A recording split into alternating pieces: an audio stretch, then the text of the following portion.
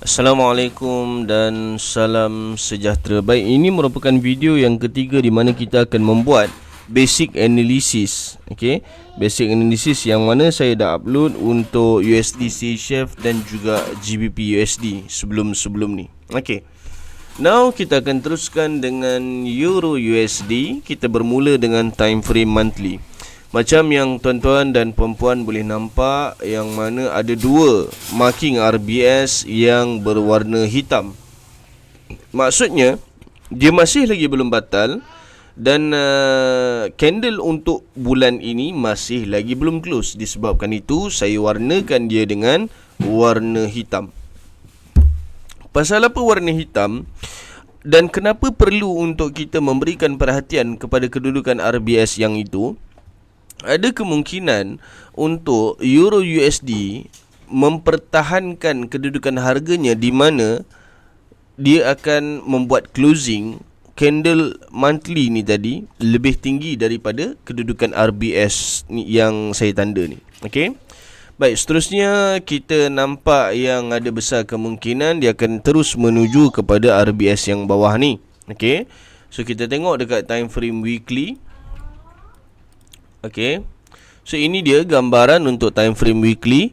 Untuk time frame weekly dengan jelas kita boleh nampak yang mana dia sebenarnya telah pun mencecah ataupun menyentuh kedudukan RBS ni tadi. Okey.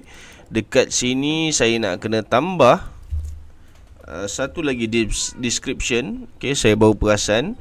Dekat situ ada RBS untuk weekly dekat sini. Dan di sini juga ada, yang ni weekly tak boleh lah. Yang atas ni saya tak boleh nak describekan dia sebagai, saya tak boleh nak labelkan dia sebagai weekly. Sebab apa? Yang ni dah dibatalkan. Tapi kalau yang ini candle weekly masih lagi belum close. Okey. Jadi ada kemungkinan besar daripada sini dia akan buat closing ke atas ni. Okey.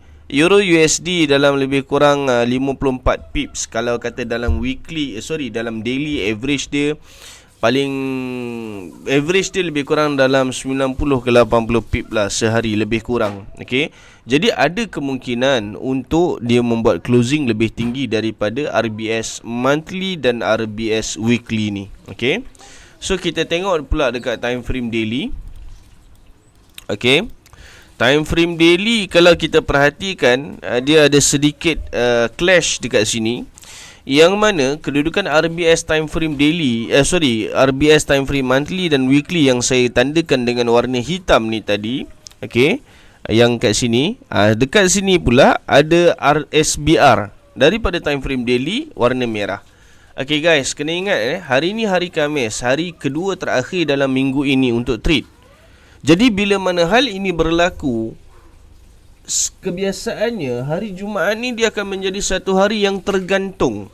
Dalam keadaan yang macam ni kita dah boleh baca siap dah. Kalau kata dia nak menuju ke atas, okey, ini RBS ni tadi, atas sikit daripada RBS ni ada dah siap, dia dah bubuh siap dah SBR. So dia punya, macam mana saya nak cakap, kalau kata dia close atas daripada RBS pun, masalahnya sekarang ni dia terus kena menghadap SBR kat sini. Itu masalah dia sekarang ni. Jadi apa yang akan berlaku, apa yang saya andaikan akan berlaku. Okey, yang ni saya buat trendline ni warna visualization dia. Okey. And then saya dah buat thickness dia 3. Saya pakai warna hitam dululah. Okey. Jadi sekarang ni dia ke atas. Dia bergerak ke atas, insya-Allah dia akan bergerak ke atas.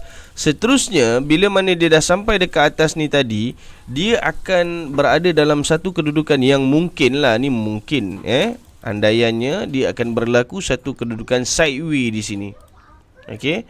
Jadi kita boleh perhatikan pada time frame yang lebih kecil. Dalam keadaan ni kita boleh perhatikan pada time frame yang lebih kecil, ada kemungkinan akan berlaku sideways dekat sini. So kita tengok H4 macam mana. Itu dia. Okey. Okey, baik. So sekarang ni andaiannya dia akan naik. Dekat sini ada resistance, saya dah tanda SBR kat sini dan sini.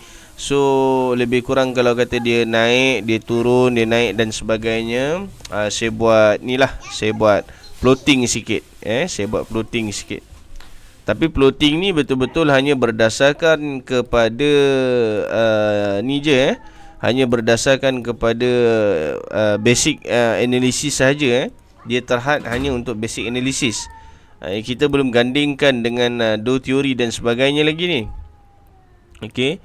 So plotting pada time frame kecil ni dia lebih particular lah, sebab kita boleh nampak exactly dekat mana kedudukan SBR dia, RBS dia dan sebagainya.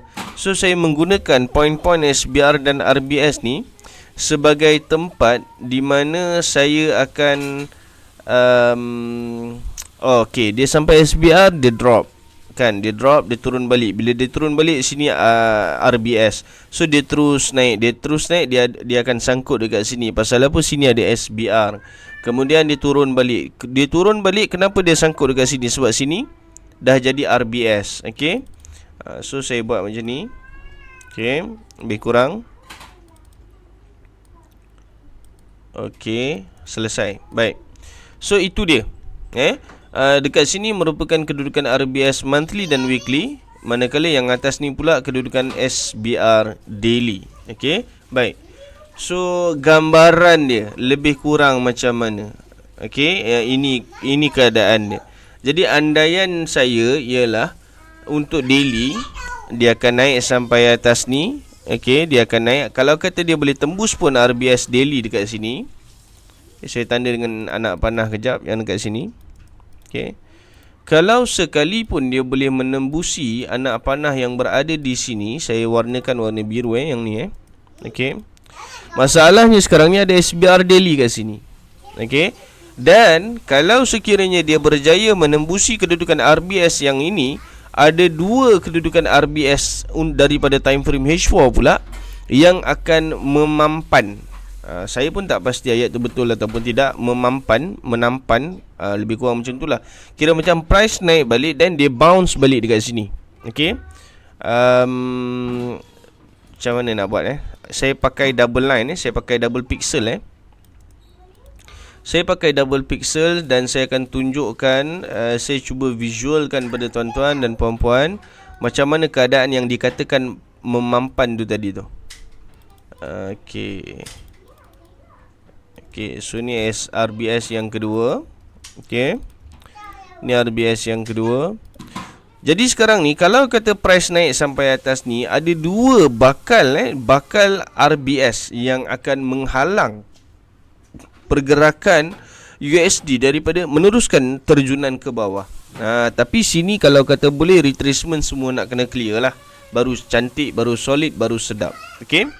Baik, itu sahaja daripada saya untuk Euro USD. Suka untuk saya tegaskan, suka untuk saya ingatkan kepada tuan-tuan dan puan-puan yang mana anda baru sahaja melepasi level basic marking dan advanced marking. Pembelajaran ini masih lagi perlu diteruskan, banyak lagi yang nak kena belajar. Jangan terlalu gairah, jangan terlalu excited, jangan terlalu teruja, dah tak sabar-sabar nak trade sendiri. Jangan, sabar, relax, bertenang dulu. Your journey is too long. Okay, belum habis lagi, sabar. Okay. Disebabkan sekarang saya mengajar menggunakan Google Classroom, yang mana webinar pun mungkin saya tak akan handle. Saya akan pass kepada student saya untuk handle webinar pada hari Isnin, webinar pada hari Rabu. Buat masa ni lah, masa saya sedang ketika mana saya sedang merekodkan ni tadi, webinar kita akan langsungkan pada hari Isnin dan Rabu. Ada kemungkinan besar in future insya-Allah saya akan memberikan ruang dan peluang kita nak mencungkil bakat-bakat baru dalam dunia forex ni tadi. Lapis baru lah kata orang. Kan kita bagi ruang dan peluang untuk orang-orang yang baru naik dan cuba untuk mengajar, membantu rakan-rakan trading yang lain insya-Allah. Jadi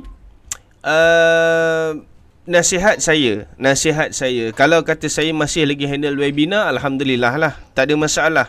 Just tanya je apa yang korang nak tanya, tak ada masalah.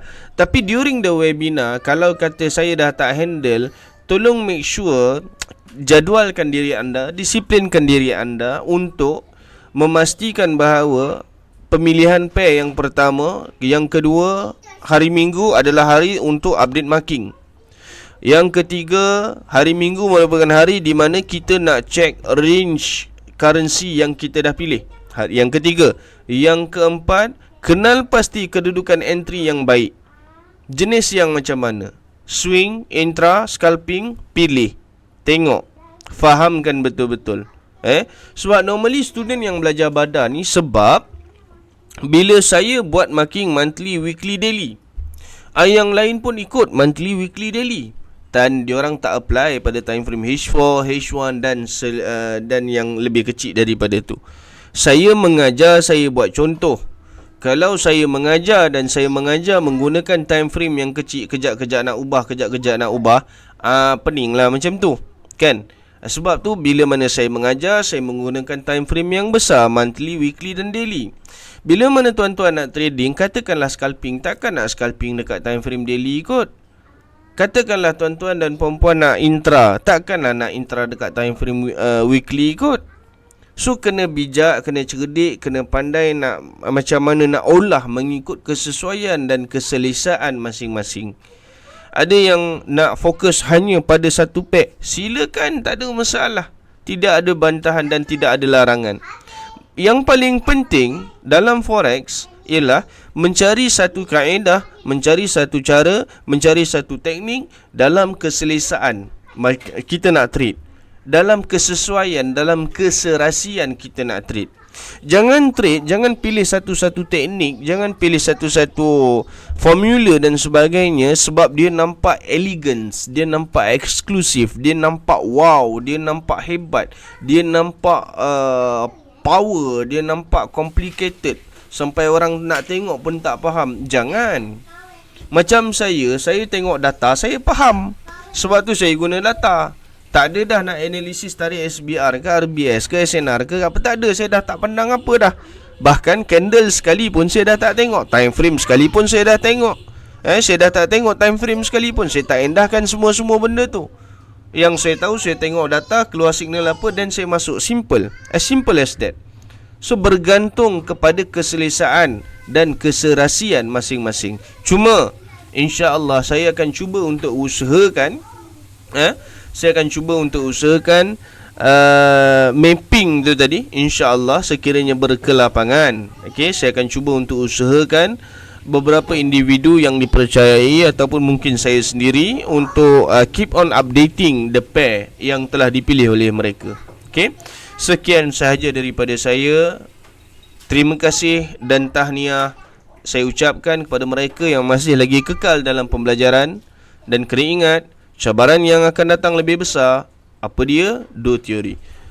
Semoga bermanfaat. Selamat belajar dan selamat beramal. Assalamualaikum dan salam sejahtera.